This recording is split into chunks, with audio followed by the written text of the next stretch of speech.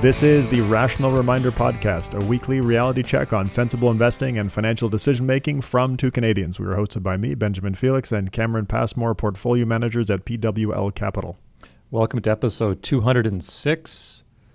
This week, the subject is influence, which may seem interesting coming from us, but it was a really interesting conversation, and our guest was Professor Vanessa Bohns, and Vanessa is a social psychologist and professor of organizational behavior at Cornell University and has a Ph.D. in psychology from Columbia. She wrote the book, as we mentioned before, You Have More Influence Than You Think, How We Underestimate Our Power of Persuasion and Why It Matters. And that is exactly what the conversation was about. And it was so interesting, Ben. It was fascinating, yeah. She also spent time teaching at the University of Toronto, and her Canadianness comes up a little bit at the end of the episode. But yeah, the book's not it's not about how to be more influential. Like, there's so many books out there on influence and explaining how you can have more influence.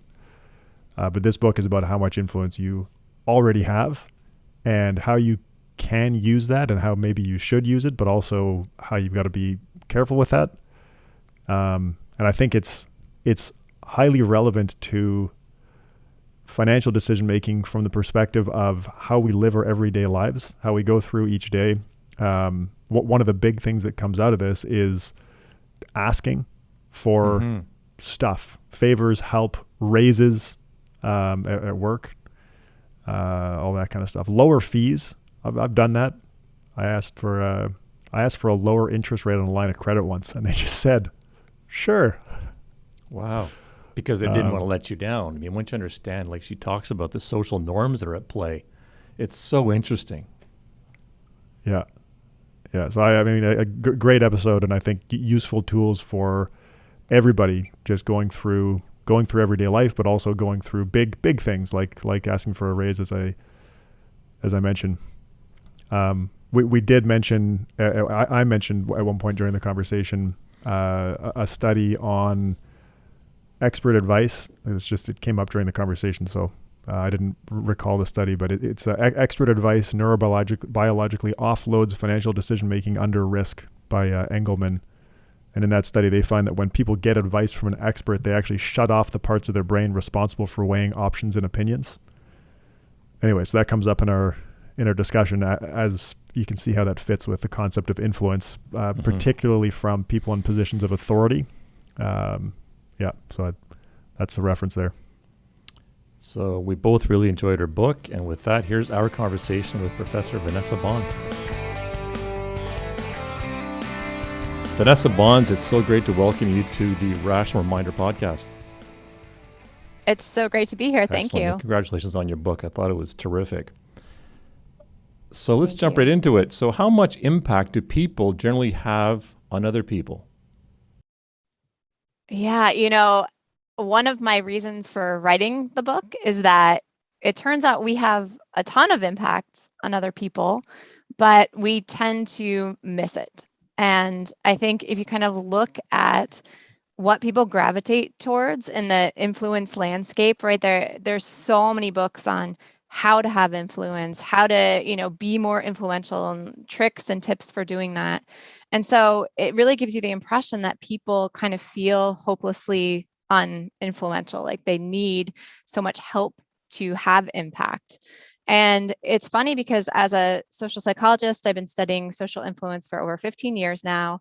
And the whole field that I study is sort of predicated on this idea that we have a huge impact on other people.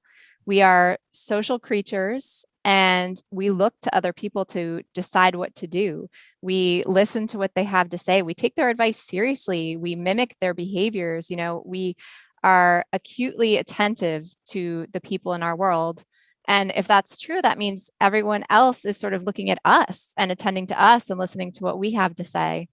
And so a lot of what I talk about in the book is sort of, why don't we realize that? Why don't we sort of see that just as much as we're impacted by other people are similarly impacted by us? And so I sort of uncover a number of psychological biases that cause us to miss the times that we're having this incredible impact on others. Now, for someone who's pretty introverted, that sounds terrifying. What do people tend to notice about other people? Yeah, it's funny. I think in some ways, I want this to be a positive message for introverts. I am an introvert for sure. And a lot of these biases that I talk about in the book are actually exacerbated for introverts. Like we think, when you say people are paying attention to us, it's like, oh my God, I don't want to be the center of attention.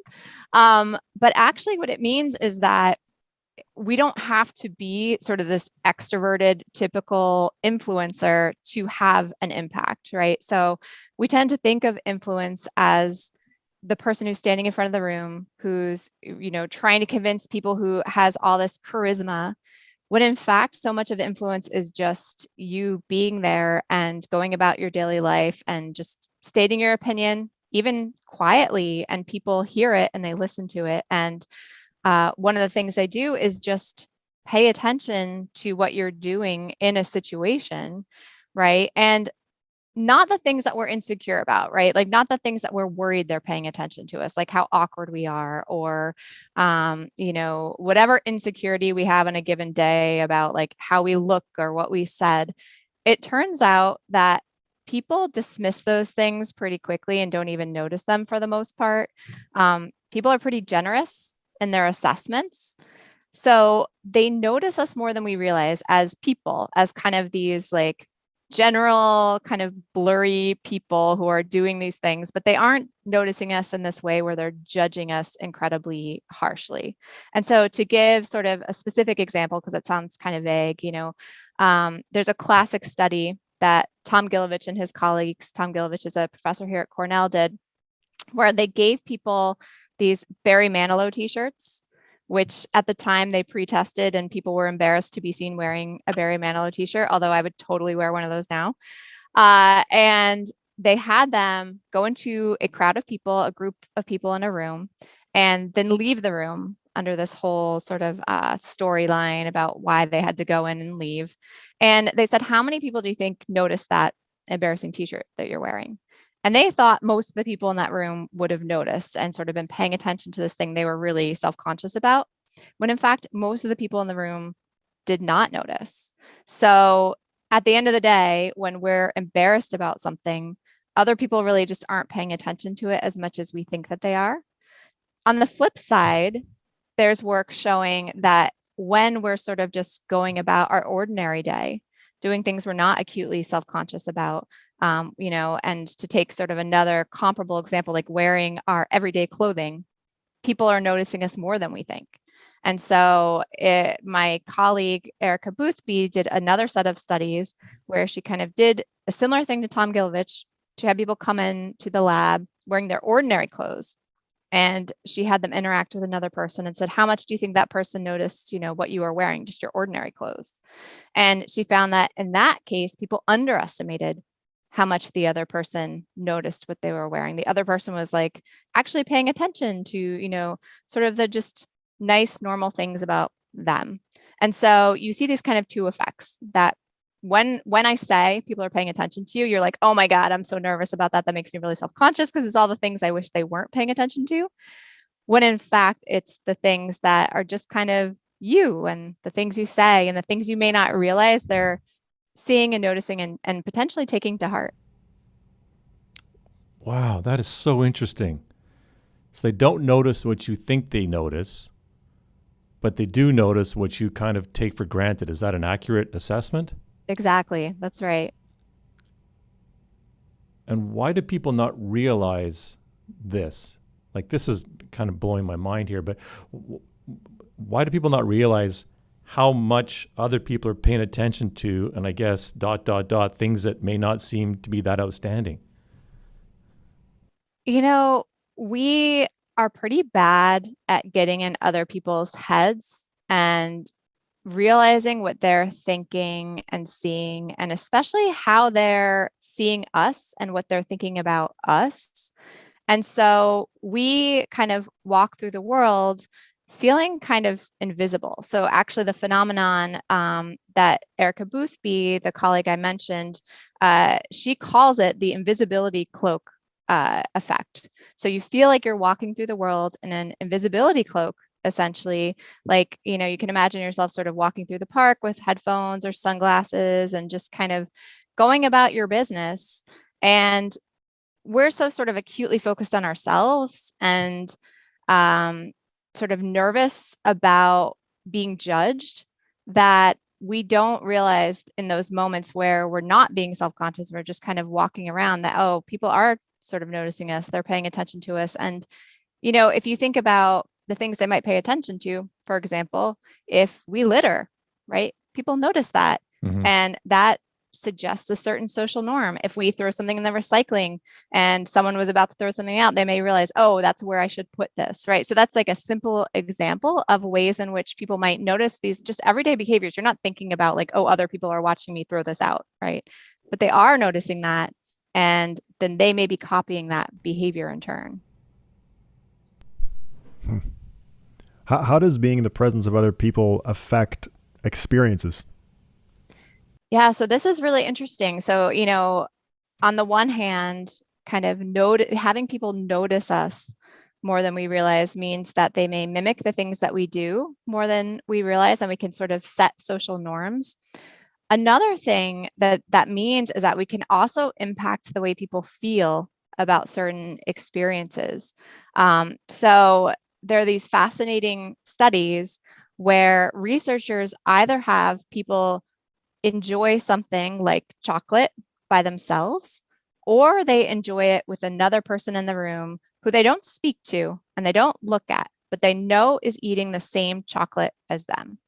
And so what they find is that when they ask people, how sweet and tasty was that chocolate when they're by themselves, they rate it as less sweet and tasty as when they are in the same room with somebody else who's enjoying that same thing. And this is with no communication, no eye contact, no kind of like agreement that, oh, this was a great piece of chocolate. And what they say is that what's happening is that when you are experiencing something and you know that somebody else is experiencing that same thing, that experience becomes amplified. You engage in something they call mentalizing. You imagine not only what you're feeling, but also what that other person is thinking of that thing. And so it just amplifies the whole experience. And there's studies that have done this with sweet chocolate. There's also studies that have done this with really bitter chocolate that tastes bad. And they find that that's also amplified. So it doesn't just make things better. It also makes things just more intense, even if it's a bad thing. They've done this with art. So just looking at artwork, you can imagine standing in a museum next to someone you don't know, someone you're not even engaging with, but you're thinking about what this means, but you're also kind of wondering what the person next to you is thinking. And that changes your experience in these just incredibly subtle but powerful ways. So you're saying you can amplify by doing nothing. Does that mean you can further amplify by doing something? And if so, what is that something? Yeah, I mean, it's fascinating that by doing literally nothing but being present, that you can amplify an experience. But then, of course, if you sort of take it to the next level and then you start having a conversation about it, that just adds to the effect, right? So if suddenly now I say, I think this about this, and I put that in your head, now you're like, oh yeah, I can see that, and then we just get an even more sort of intense sort of impact of those two people. Wow. So we know people are overconfident in many domains. Why are people underconfident in their social lives? Yeah, this is really interesting. And I think a big part of it, so as you said, people tend to be overconfident in things like their driving and their morality and their intelligence and things like that. And what they show is basically when you are thinking about like, how smart am I compared to other people, or how moral am I, or how good of a driver am I compared to other people? What we tend to do is we reflect inward. We think to ourselves about, how moral we are, the last decision we made, or the last time we drove if we're thinking about the driving question. And we kind of just reflect inward. We remember experiences we had, and we tend to do this sort of selective search of those experiences, we come across those experiences that paint us in the most positive light, not surprisingly, because that's what people do. And so we feel pretty good about ourselves in the end. And we say, actually, I'm a really good driver because I remember all these great times that, I navigated these really difficult situations. When we try to think about ourselves socially and kind of look at, well, how social and influential and likable am I? What we tend to do is, instead of reflecting inward, for social categories, we tend to reflect outward, and we compare ourselves to what we see other people doing. And the things that come most easily to mind when we think about other people are the influencers, are the people posting on Instagram about all their, fancy dinners and their exciting social parties and whatever it might be. And so we think of these sort of exemplars of being influential and popular and social. And clearly, most of us, pale in comparison to those exemplars. And so we think, oh, well, I'm definitely like that. So I'm clearly lower than average on my social ability, right? But in fact, both of those are errors, right?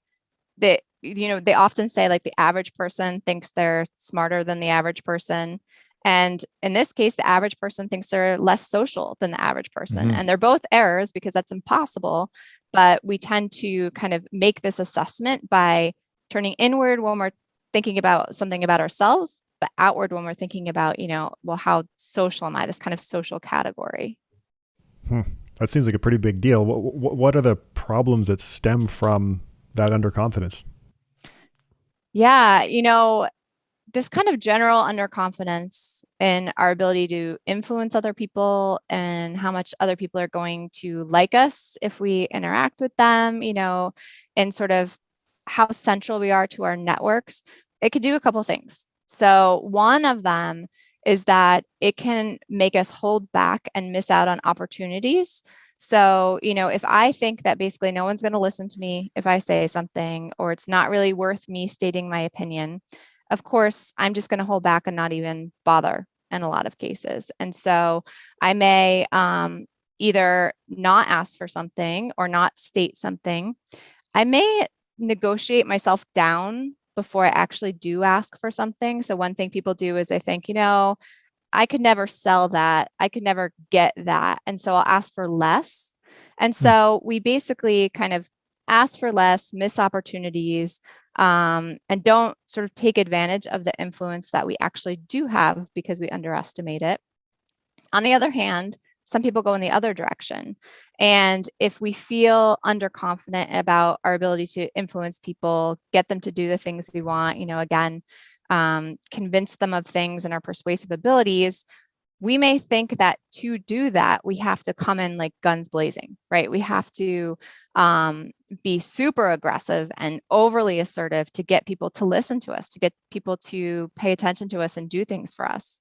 And in fact, that's also an error, right? And so one of the things I often tell people is, if you start from this sort of assumption, the starting point that people are going to listen to you, they very likely are going to agree to what you ask, they very likely are going to be convinced by the things you say, that kind of allows you to go in with the level of confidence where you ask for what you really want, you say what you really mean, but not in an overly assertive way. You get that tone, right? That balance between those two sorts of mistakes that people make.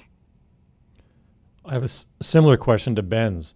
What are the consequences of underestimating how much people like us? Yeah.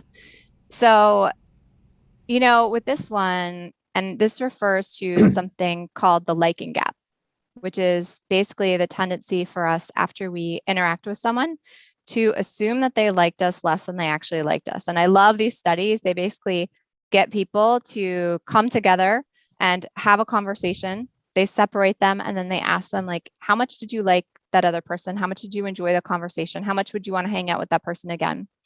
And what happens is that both people say that they liked the other person more than they think the other person liked them.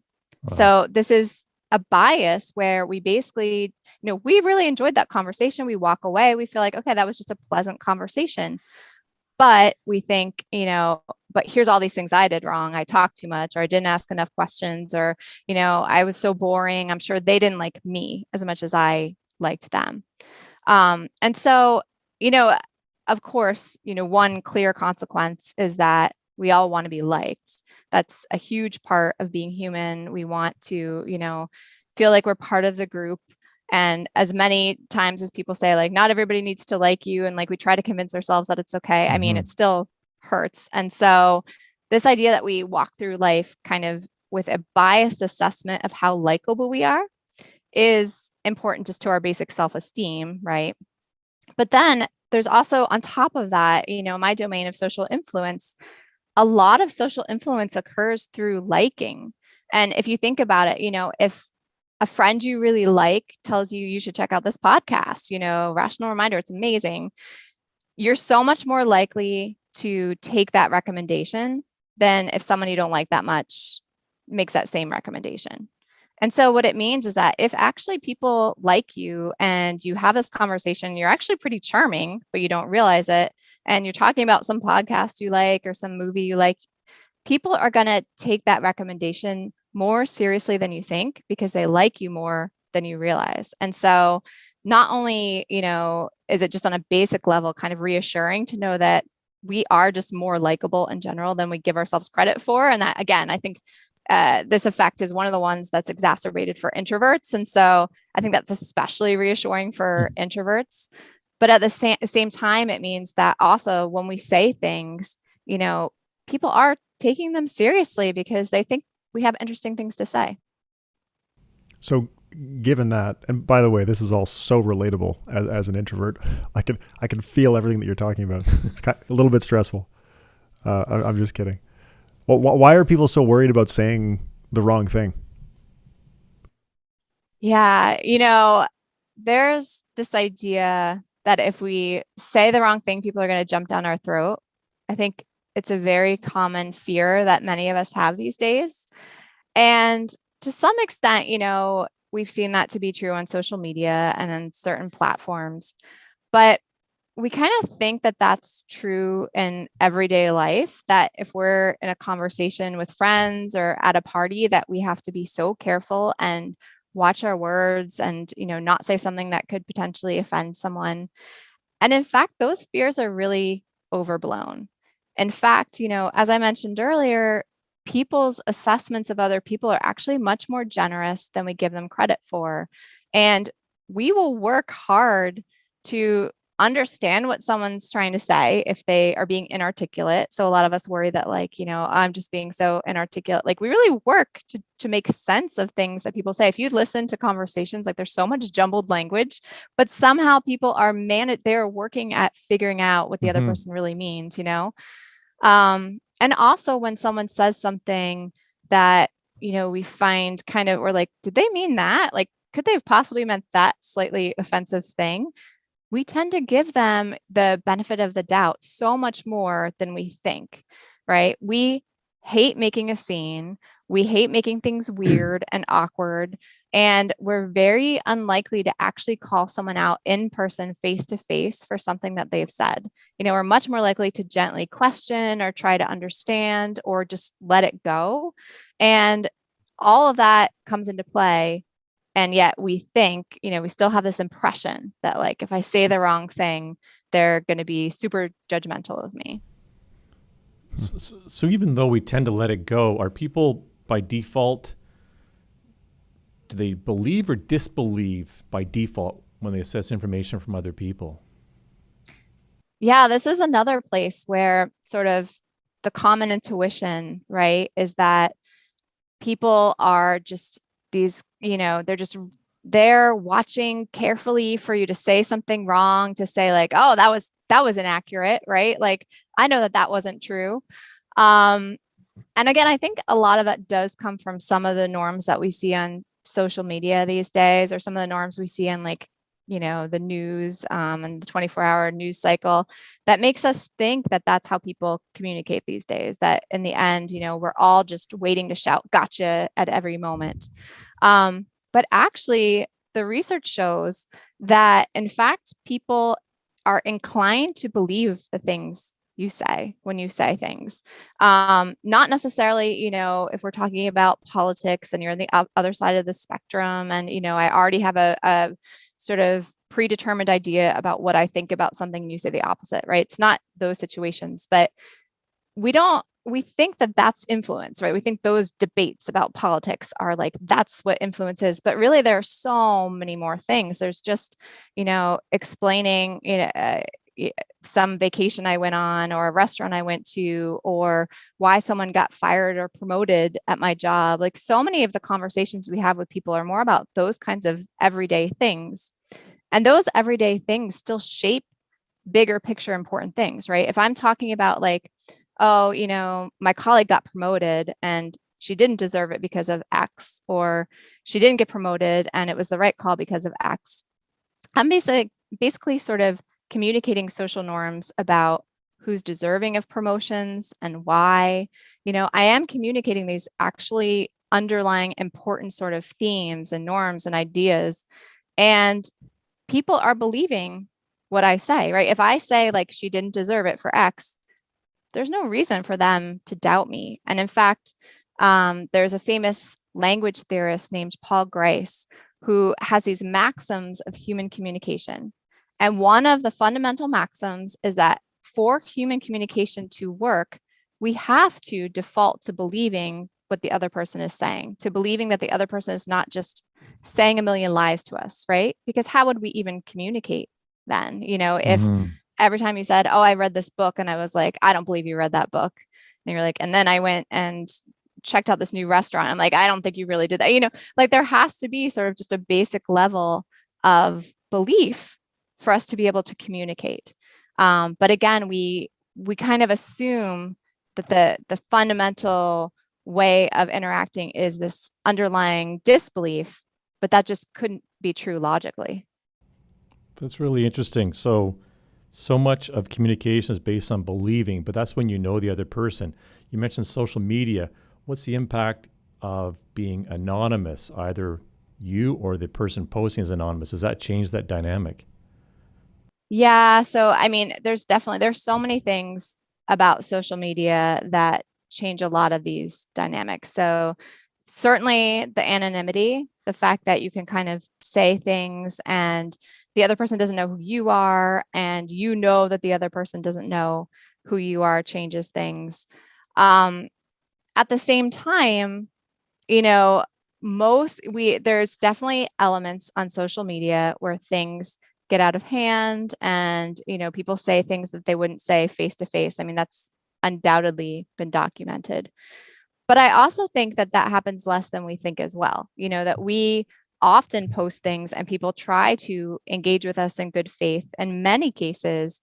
Or, people do kind of change their opinion and announce it on social media. So the impression that we have often of what's happening tends to be more pessimistic and more negative than what's actually happening if you sort of analyze the full spectrum of what's going on social media, not just the individual instances that are kind of atrocious, So to take it back to more personal relationships or interactions, what are the implications of that default to believe for professional services like financial advice, what we do, where people, the clients, are relying heavily on advice for important decisions? Yeah, I think this is such an important question because, as I said, these are the kinds of conversations that many of us have with people, right? So we talk about financial decisions, what we decided to do for our retirement, why we invested in one thing versus another. And I think we forget when we're the ones offering advice or even just sort of stating what we did, how much that can stick in someone else's head and affect their later decision making. And they could even pass it on. I can't tell you how many times, I've had a conversation with a friend or just someone who knows more about finances than me. And they've said, well, here's what you want to do. You want to do X, Y, Z, right? For them, it's probably just like an off the cuff, like I'm just talking about stuff, I'm not analyzing your personal situation. I'm just like throwing some things out there. I'm still thinking about it, a week later. then I tell my husband, oh, I heard that we should do XYZ. We may pass it along. We're talking to like, friends and saying, oh yeah, we heard that you should do XYZ. And it kind of gets spread, right? And it might not necessarily be the best advice for that person's particular situation, but it's worth keeping in mind that, people really do take these things seriously. We're more likely to remember that stuff, this like off the cuff stuff that we in person get from another person or from like a one-on-one conversation, than all this research we do online where we have a million different kind of perspectives, right? That in-person touch means so much and just sticks in our brains. It's a different context, but I remember I was talking with a friend maybe a year ago at a party, and I had read this article about vaccines for kids because everyone, a lot in my group have small kids, and we were like dying for the vaccine to come out for little kids. I was like, okay, I read this article that it's going to be out in like September or something. And I said this to my friend. It started getting passed around. It turned out like whatever article I read was wrong. And I had, unintentionally spread this misinformation and felt terrible about it. And there was no like good point at which I could sort of correct it and say, actually, no, I read another article that said that was an optimistic assessment and that was unlikely. But it's a similar kind of thing, right? You throw something out there and it spreads and people remember it and they take it seriously.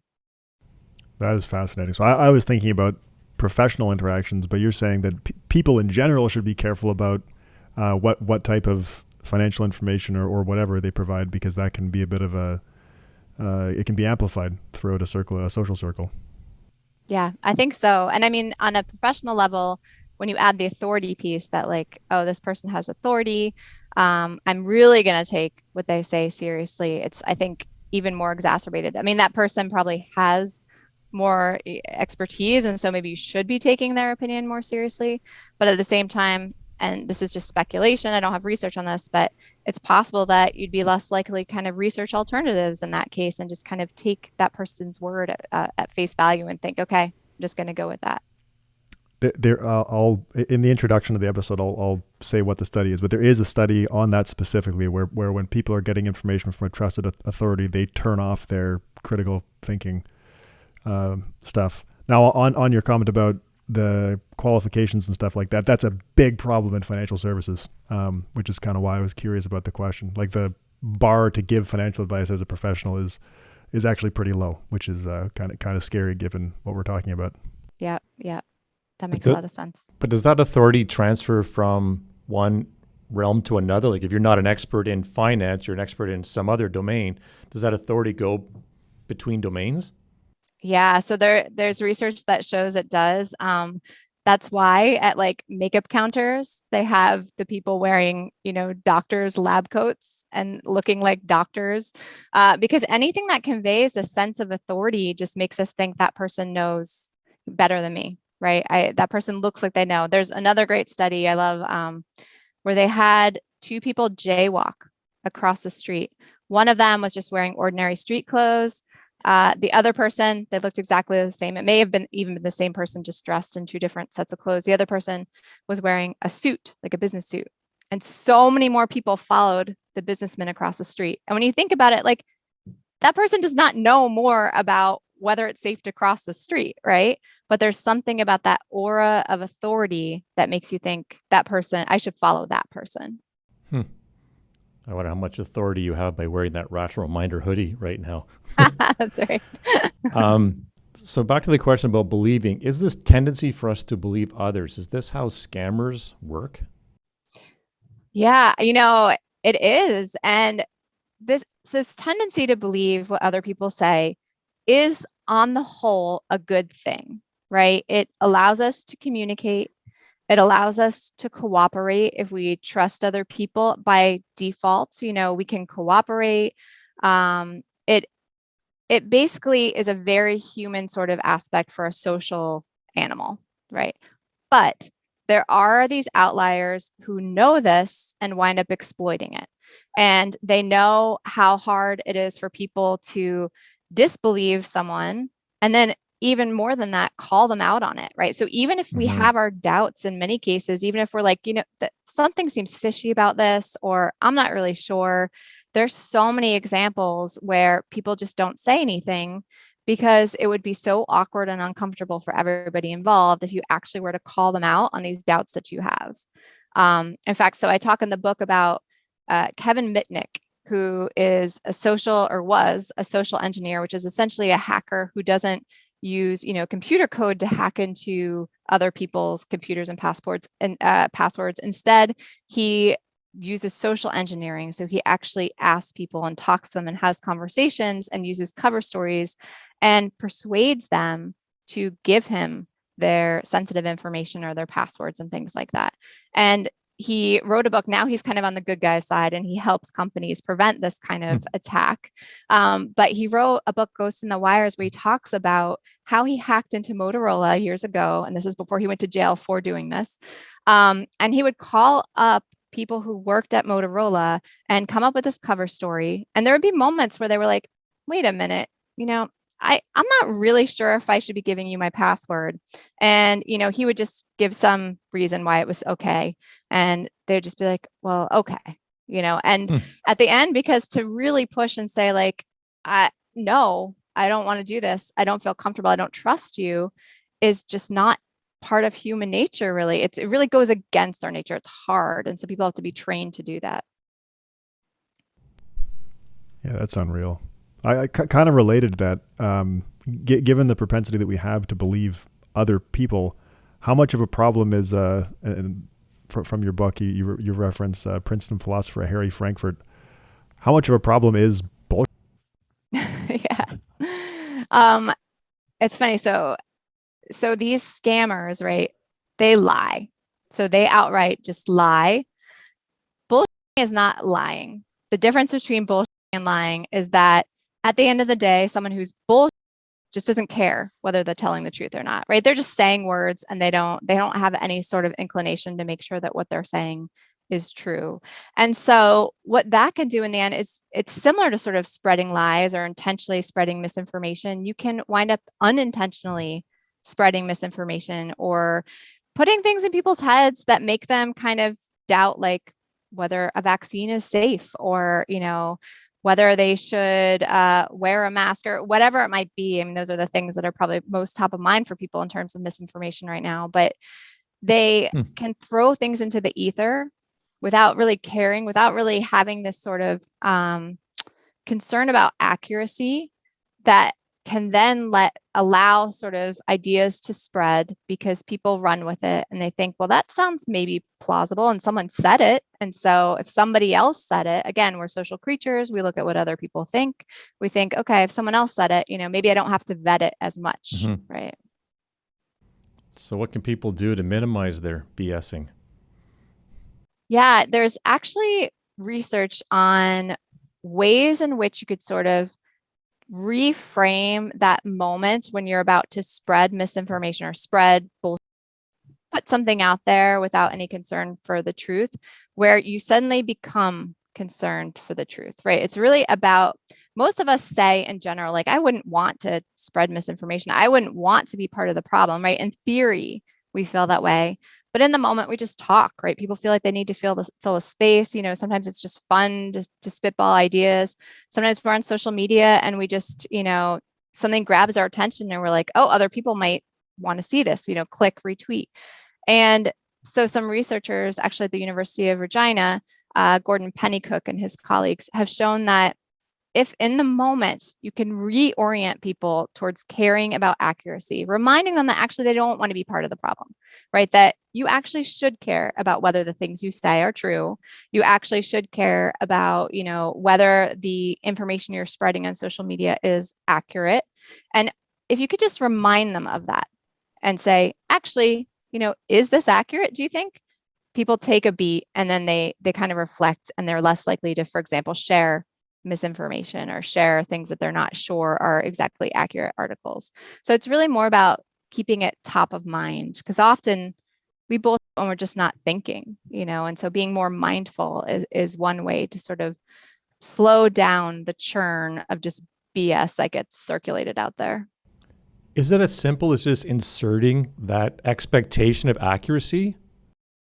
So in these studies, that's what they do. They highlight that expectation of accuracy. So they just say, like, Wow. is this accurate? And the assumption there is that people actually do want to be accurate. They don't want to be part of the problem, but they're not thinking. And so they need to slow down and reorient to that underlying goal that they do have somewhere there that they lost in the moment. So you're triggering some sort of natural social norm of integrity, I guess. Yeah. Yeah. So interesting. Yeah. How powerful a tool is asking for what you want? Yeah. So this is actually what most of my research has been on for 15 years now. And I can say that, first of all, just asking for what you want is the simplest, most powerful way of getting things that you want. But it is also one of the most fraught things for so many people, right? So we worry so much about asking. I mean, the amount of distress. So in my studies, I bring people into the lab and I have them ask people for things. Like, that's my main paradigm I've been doing for many years. At this point, I've had participants in my studies ask over 15,000 people for things. And I bring them into the lab. I tell them everything up front. This is what the study consists of. You're going to go out and ask people for whatever it is we're having them ask them for. And the tension and the distress is like palpable. People hate asking other people for things. We feel bad. We feel awkward. We don't want to go up to people. We worry they're going to reject us. And we have them then go out and actually make these requests. And what we found again and again, it's a really strong effect, is that people are about twice as likely to agree to do these things for our participants as our participants think that they will. So they make a prediction of how many people will agree. They go out and they ask, and people are so much more willing to agree, so much more helpful than they expect. And then they come back and they kind of had that aha moment where they're like, oh, wow, that is really powerful. Just asking was so powerful. People just said yes. It was so much easier than I expected.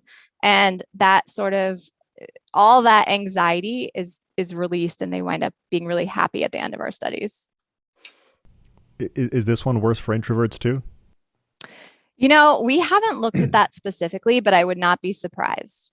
Especially in our studies, because a lot of them, not all of them, but a lot of them, we have them go up to strangers and ask.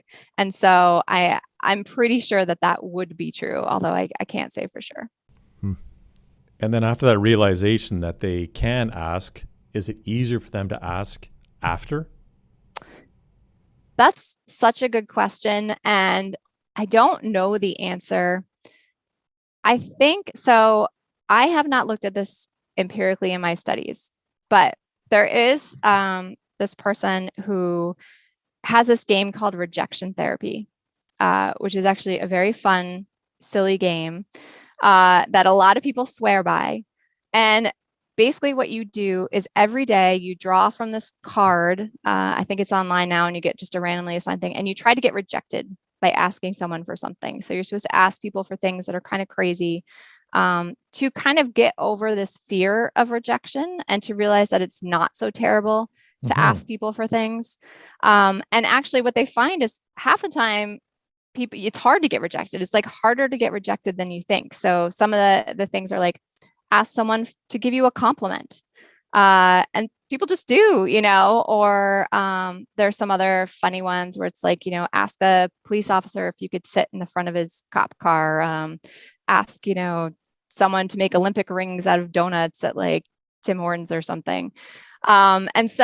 And people actually agree to do these things. And through this process, the people who have talked about trying this therapy out, which is supposed to resemble like an exposure therapy kind of thing, they do claim that it gets way easier to ask, right? They start to realize actually it's not so bad to ask. So again, that's not an empirical study, but I've been pretty convinced watching that if you do it in this like concentrated way, not just like one of my studies, which maybe the next day they'd feel better, but they'd probably forget about it a month later. But this kind of concentrated for a month, you're doing this every day, I think it would probably make it easier. And what if you throw money into the mix and offer money in addition to asking? How does that affect the response? Yeah, this was a study we did where we actually had people go out and ask people for things once again, but half of our participants, we randomly assigned them to get $1 essentially to go up to people and just hand them the dollar and say, if I give you this $1, will you, fill out a survey, I think in one of the cases, right? And our participants just felt so much better when they could offer $1. So asking felt so fraught. It felt so anxiety provoking, and they just really worried about being rejected. They didn't think people would help them. Suddenly, giving $1 just changed all of that. And they were like, oh yeah, people will do it for $1. It's like they reassessed kind of what they were asking for, that it wasn't such a big deal actually. And so I'm sure people would do it. Then they went out and actually asked people either for free or for $1. And the thing that is most interesting about that study is that there was no actual difference in compliance rates. So giving people $1 didn't make them any more likely to say yes. They were just as likely to say yes for free, but our participants thought it would make a huge deal. Wow. And part of that was that it just made them feel so much better about asking.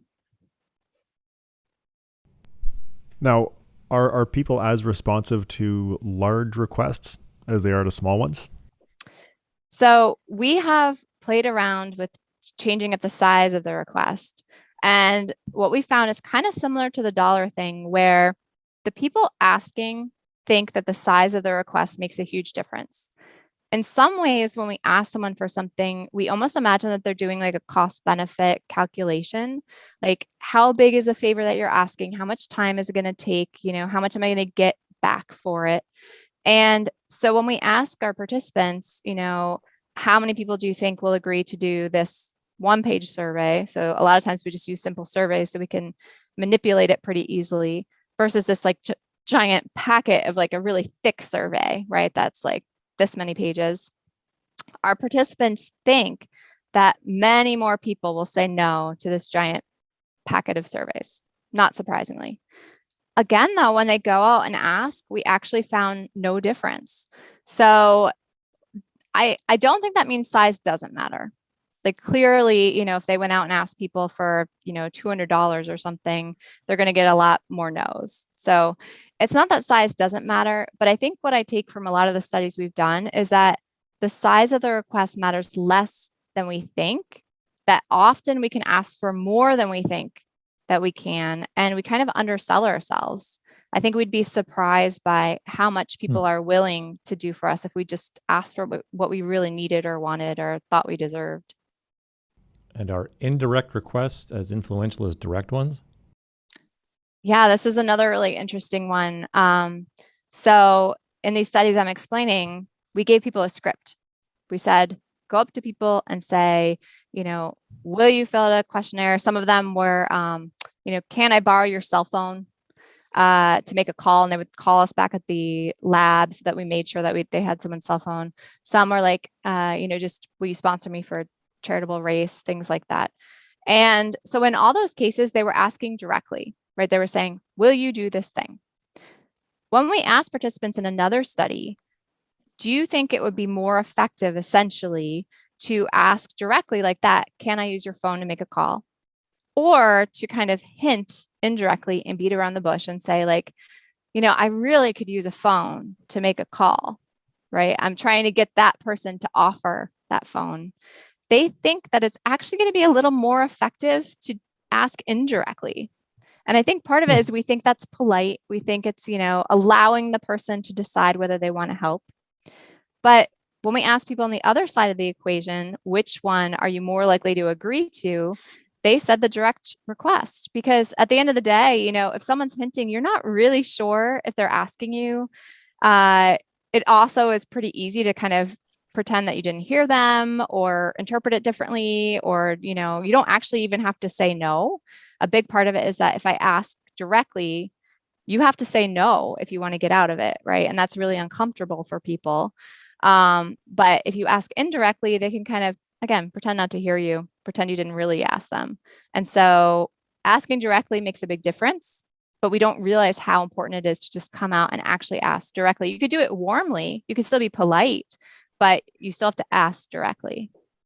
And is asking in person, does that have the same effect as asking over email or text? Yeah, so this is, so of all the sort of variations that we've been talking about so far, this is the one that we found the absolute biggest effects on.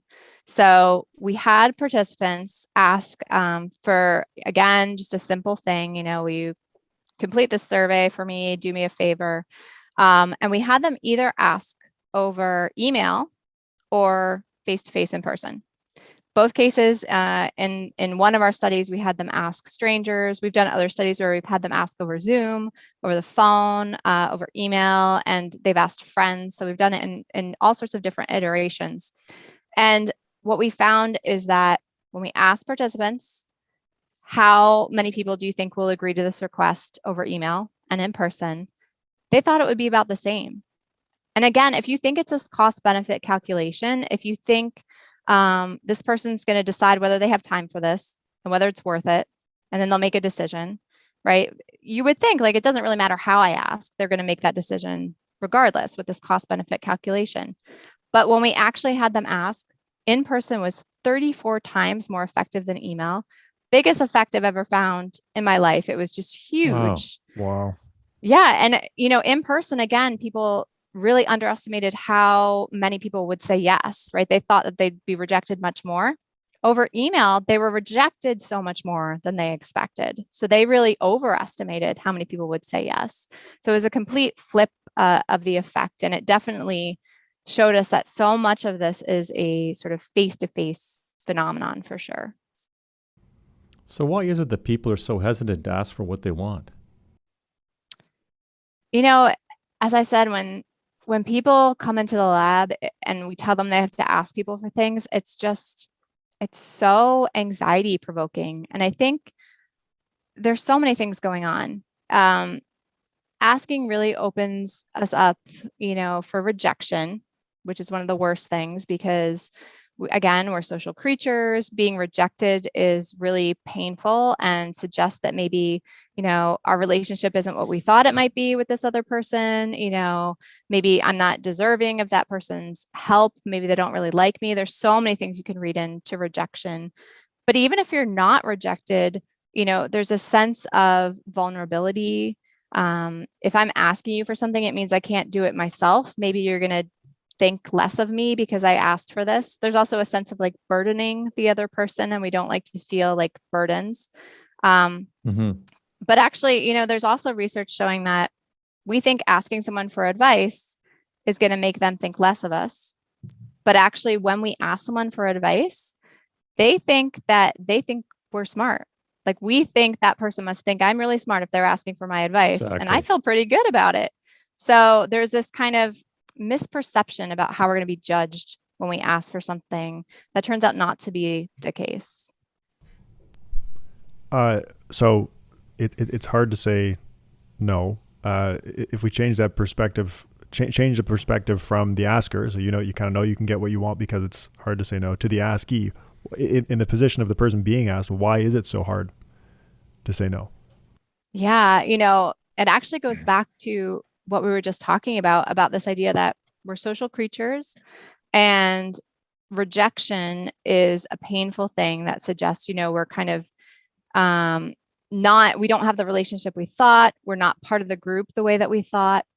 And when we talk about being rejected, that seems really obvious. It's like, okay, if the group is rejecting you, it's painful. If the group is rejecting you, you feel like you're not part of it. Like, of course, that would be really difficult, right? But if you think about the flip side, when you reject someone, all the same concerns are there, right? If I say no to you, maybe you'll think our relationship isn't what it was. Maybe you'll think I'm not a helpful, nice person. Maybe you won't want to be friends with me anymore or want to help me out in the future. And so as much as, it feels socially painful to be rejected, saying no is also socially painful, and it's socially risky because you don't know how that person is going to react to that no. And so there's lots of cases where we actually will agree to things that we don't want to do because it's easier to do that thing we feel really uncomfortable doing or really don't want to do than to say no and risk damaging that relationship in some way. Unreal. So it sounds like there's lessons in there both for asking, because people tend to say yes, but also for being asked, where you kind of know you might feel compelled to say no, even though that may not be the best thing to do. Exactly. Yeah. And is saying no in person the same as saying no over email? So this is another place where it really is so much a face-to-face phenomenon. Think about, getting an email and you want to say no. You can first of all just ignore that email, right? Like you could just pretend you never saw it. You could take all the time in the world to respond to that email and come up with the perfect words to say. So a lot of times it's hard to say no because we can't come up with the words in the moment to sort of mitigate all those social risk concerns that we have. Like we want to say, it's not about you. It's not about me. I'm still really nice. It's not about us. We still have a good relationship. You want to say all that stuff, but you don't know how in the moment. Over email, you can take, 48 hours and think of the exact excuse or the exact way you want to phrase it where you maintain that relationship. And so it is just a lot easier to say no and mitigate all those concerns. When you're put on the spot face to face, first of all, there's this, immediacy to the interaction. Like you don't have time to think of the right words. And so we're often like struggling, like, And then there's also the element of just saying no to someone's face. Like they're standing there looking at you. There's research showing that there's a lot more empathy and trust built into these face-to-face interactions, the more human the interaction, whether you can hear the person's voice or see their face or they're in person. And so all that stuff also makes it hard, and it makes you kind of less inclined to say no to that person. So given the difficulties that people have in saying no and how powerful of an effect it is, do you think people should feel guilty about asking for stuff? Yeah. So you know what? This is, I think, one of the hardest questions, because I think a lot of it comes down to individual differences. There are plenty of people who feel way too guilty asking for things. So there's a variable called guilt proneness. It's like how likely you are to feel guilty for various things. And you can give someone this kind of funny personality test. That's like, you ran over someone's cat with your car. How guilty do you feel? It's a really funny personality test if anyone wants to take the guilt proneness scale. But basically that, people vary. There's variance in how guilty people feel. And some people will hold back from asking for things that people would be happy to do for them, that everyone would walk away happy from that exchange of help. And they really shouldn't feel guilty, right? And they really need to sort of err on the side of feeling less guilty asking for things, because people are actually happier to help us than we tend to give them credit for. It's hard to say no. That's definitely a thing. At the same time, people also enjoy helping more than we think. So they also feel good about themselves when they could be helpful. So those things both are true.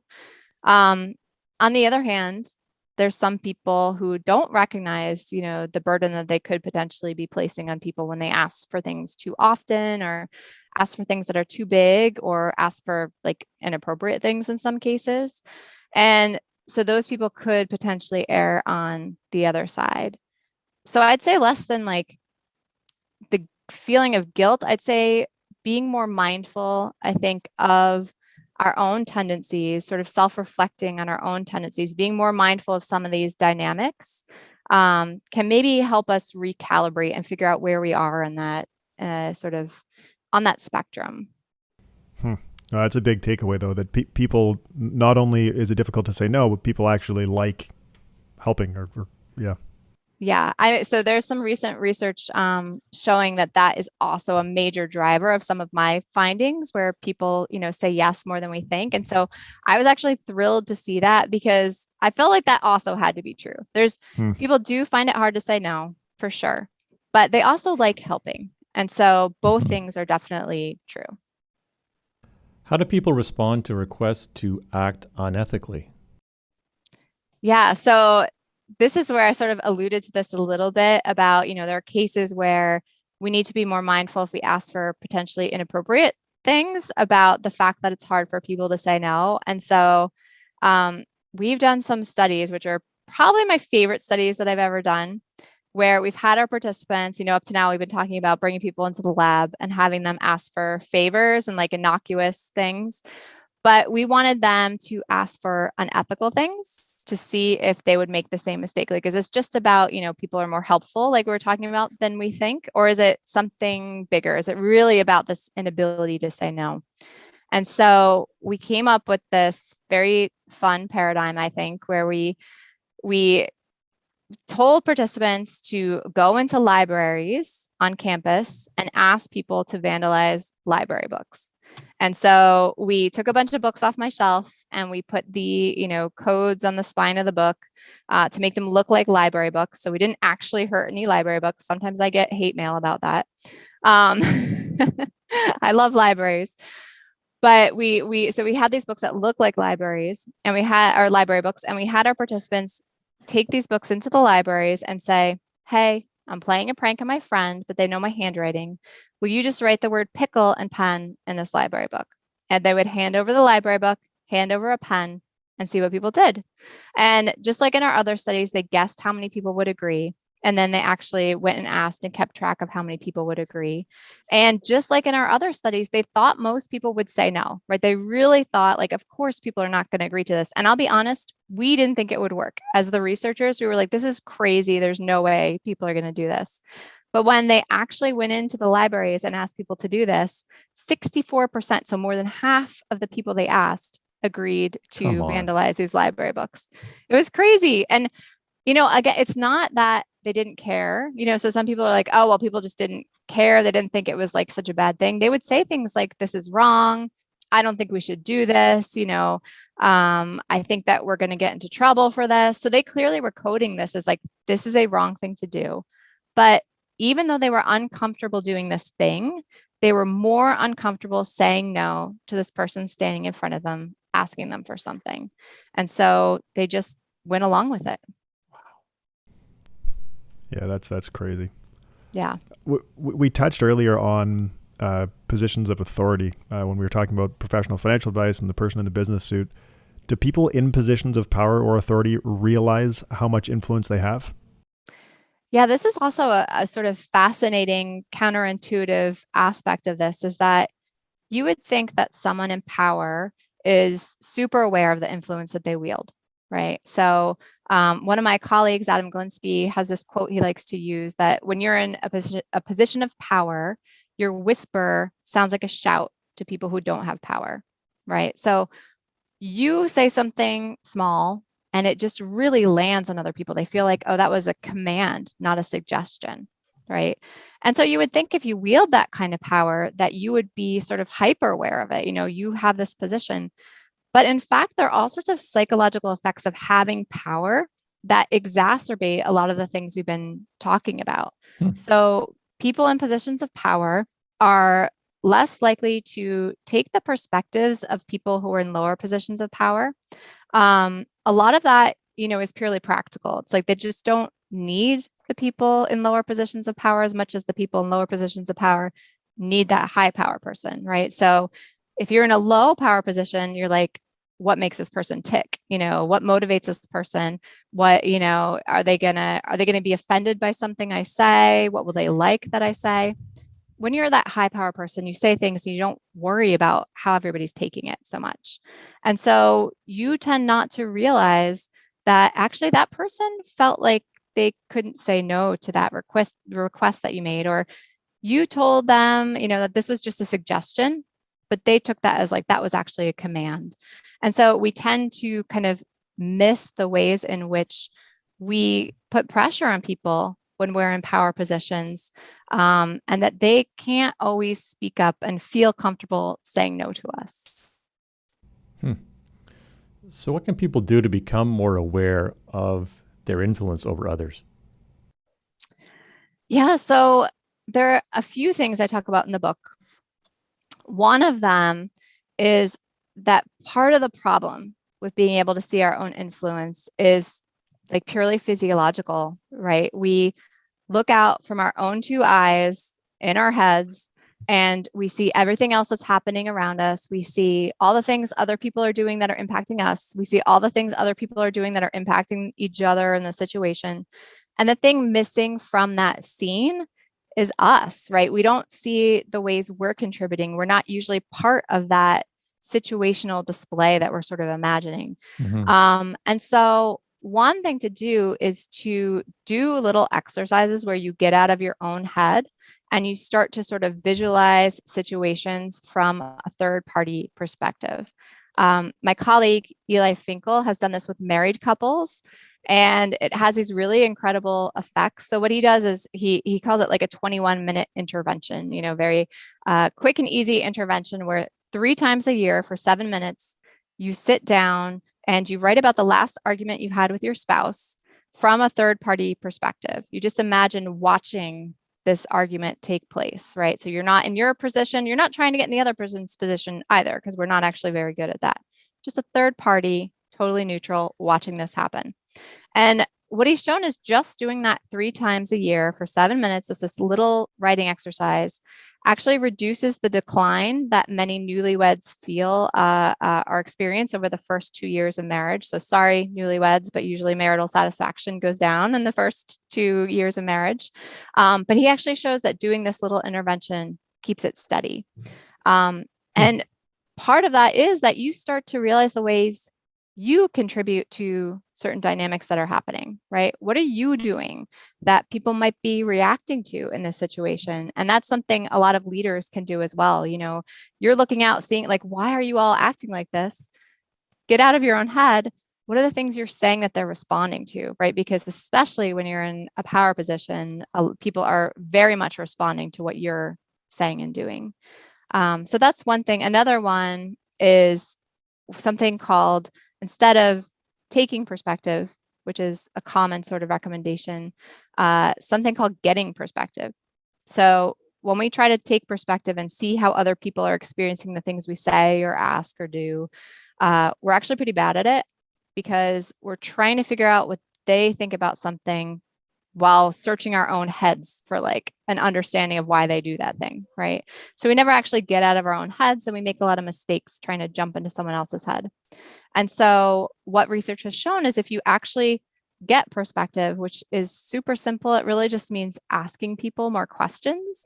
Like, what did you think about this? How did you take this comment that I made? Are you thinking that of other options rather than this suggestion I made? Just kind of actually asking the questions and not making assumptions makes people, not surprisingly, way more accurate at figuring out how people are taking the things we say. And yet, when you ask people, do you think that's going to make a huge difference? They think like, I could guess just as well as, asking, right? We don't realize what a big difference that tends to make. Vanessa, you told us earlier that you feel Canadian, even though you're not, because you spend time in Canada and your husband's Canadian. I went to get poutine the other day, and they ran out of gravy. And the guy came out and said, he gave me cash and said, sorry, we're out of gravy. And I wanted to ask, can you just give me more cheese curds and I'll take the fries? But I didn't because I felt nervous. So this, I don't know, that was coming up for me the whole time we were talking about this. Very Canadian story. I love it. I bet you anything they would have said yes to. I know. That's what I was thinking the whole time. But I'm just, anyway, replaying that in my head. Like, why didn't I ask for more cheese curds? And they probably would have felt like better because they probably felt bad about not having 100%. The gravy. I know. Oh, I know.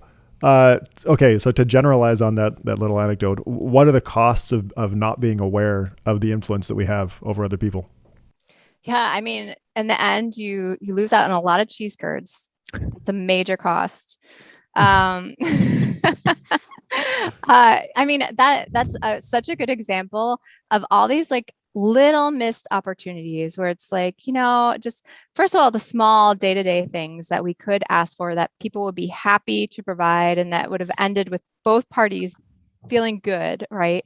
That we don't ask for because we imagine it so much more negatively than it would go in our minds, right? We would actually feel better after. We focus on that immediate fear of asking, but after it would feel so much better, right? We'd feel like that was the right thing to do. And also in bigger things, like asking for raises and things like that. I mean, there's some work suggesting that some of the issues like gender, pay gaps and educational gaps and things like that come from certain groups of people not asking for help when they need it, or not asking for raises when they really should be, or not asking for as high raises. And that's not to say that that's all on those people. And I think that part of it is us recognizing that it is hard to ask and not making lots of resources contingent on asking, right? And making sure that they're distributed more equally. But in terms of, the fact that a lot of that is based on misperceptions, that people are willing to help. Actually, you could get more if you asked for it. I think there are actually, in addition to cheese curds, all sorts of, bigger, more important things, opportunities that we might miss. The sort of flip side too is that if we are more mindful of the influence we have, we also will not put people in situations we'd rather not, right? So we talked about the unethical request study. I've applied that to other situations like Me Too examples, where people have asked people, coworkers, for example, or, subordinates out on dates or for other things, and not always realized that in that moment, that person really didn't feel comfortable saying no. And so things can go on much longer than they need to if we're not sort of aware of the power we wield and the awkward positions we sometimes put people in. So it really has both sides, that we should ask more in some cases, ask less in others, and just be more mindful, I think, in general, of the things we ask for and how we ask. Great answer. Our final question, Vanessa, how do you define success in your life? I was thinking about this. This is such a good question. And I think I used to define success in sort of a typical way. Like, what is the next high prestige publication I can get? Like, what, job promotion can I get? What school can I get into? Like all those kinds of things where you're like racking up things that make you feel like you're successful. And over the years, I haven't gotten all those things, but I've gotten some of them. And even when I get these things that I think are like, that's going to make me feel successful, you reach a certain point and you look back and you're like, but I still don't feel successful enough. Like there's other people who have more stuff. There's always more stuff you could go for. And at some point I realized that that really is not the thing that makes me feel successful. And I was reflecting on this and what are the moments when I really do feel successful? And they're the moments where I feel secure enough. And I think the point at which I felt secure enough in my position, in my field and my job, to start pulling people up with me, to start sort of getting other people those accolades. When I learned that, like, I'm in a position now, I can nominate people for awards, right? For, Young Scholar Awards. I can help my graduate students get those prestigious publications. And nothing makes me feel more successful than feeling like I have the knowledge to get other people that stuff. And so I think that that's really been, for me, that is how I define success. And I hope, moving forward, how I continue to define success. Wow, I love that answer. This has been an incredible conversation, Vanessa. And just thinking about your talking about rejection, like we opened up to you with a chance of being rejected. So I'm so happy you said yes. This has been an incredible conversation. Thanks so much. Thank you so much. It's been just a total pleasure. Thank you. Thanks, Vanessa. That was awesome. That was awesome. Wow. Really, such a pleasure. The study was Expert Financial Advice Neurobiologically Offloads Financial Decision-Making Under Risk by Engelman. I'm so glad that was a real thing. Yeah. Not just bullshit, right? Yeah.